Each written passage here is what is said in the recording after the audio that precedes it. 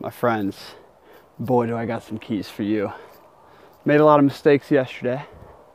Was pondering them last night, and I woke up with some epiphanies about the yin and the yang, the masculine and the feminine, or the divine masculine and the feminine. Today we're going to talk about the sun, the divine masculine, and the utter lack thereof in most of our activities. You see, my friends, the identification of the yin and the yang principle within you, the identification of when you're socializing, like your yin and your yang, right? When you're thinking, your yin and your yang. When you're working, when you're creating, these principles unlock, yes, the highest forms of consciousness, but pure creative genius in all things. It unlocks your potential in all aspects. So real quick right here, let's talk about the divine masculine and the divine feminine before we get into transactional value and the reason that you're always kind of scampering around on top, never diving into anything, never starting what you need to do, never finishing that game plan, right? There's a few mistakes we make that bring us away from the true divine masculine, right? That weaken us. And yeah, we're gonna get into that, but let's dive into this idea of the yin and the yang real quick. The masterpieces of art, right? The best paintings from Michelangelo, Leonardo da Vinci, right? Let's think about the Starry Night by Van Gogh. It is a combination of the yin and the yang principle that lead to creative excellence. It is a combination of structure, of form, of mathematical, geometric cohesion throughout the painting, right? In Van Gogh's Starry Night, it's this certain swirl, right? Probably aligned with sacred geometry and the laws of nature, but it's that swirl pattern that is consistent, it's uniform, it's structure, right? It's that combined with the yin principle, the feminine principle of creativity, of flavor and flowering abstraction. Those two principles combined lead to something that you can lose yourself in, right? And it goes the same with everything. When you're communicating with someone, right? How accepting, loving, healing, and non-judgmental are you? At the same time, how much fixed energy do you bring to the table, right? How set and centered are you in your true divine self, right?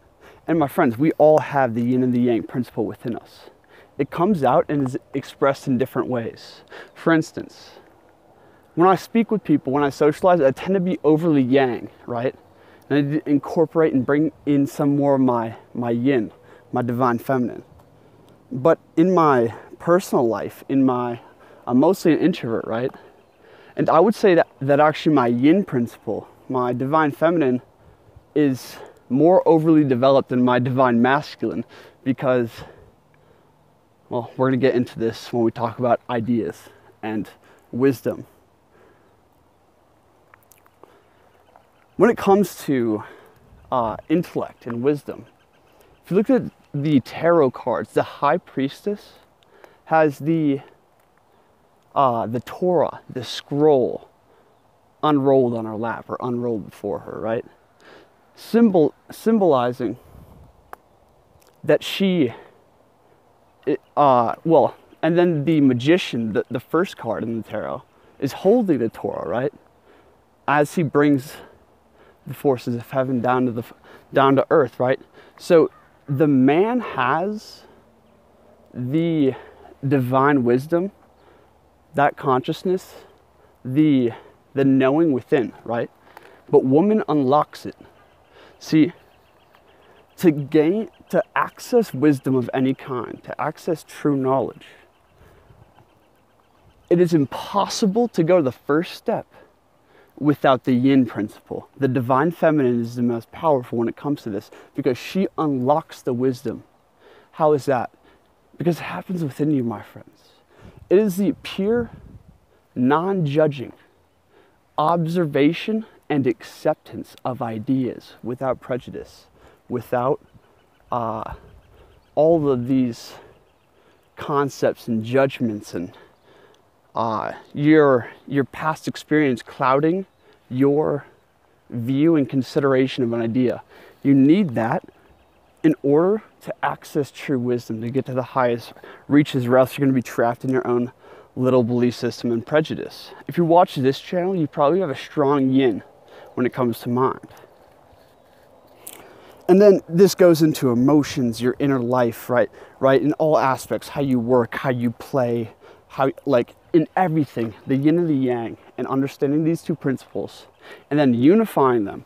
When you can unify the feminine and the masculine, when you can do any action with both principles in a twin flame vortex, right? Simultaneously balancing the poles throughout life, you have reached the highest levels of consciousness. The Kundalini is the symbol of the combination of divine feminine and divine masculine energies. The seventh chakra, or in the Hindu philosophy, the seventh chakra is the unification of the divine masculine and divine feminine principles together into one to unleash that in which you are, the true whole being. And then if you go into the ancient Egyptian philosophy and teachings, the ancient Egyptians believed in the divine twin souls, right?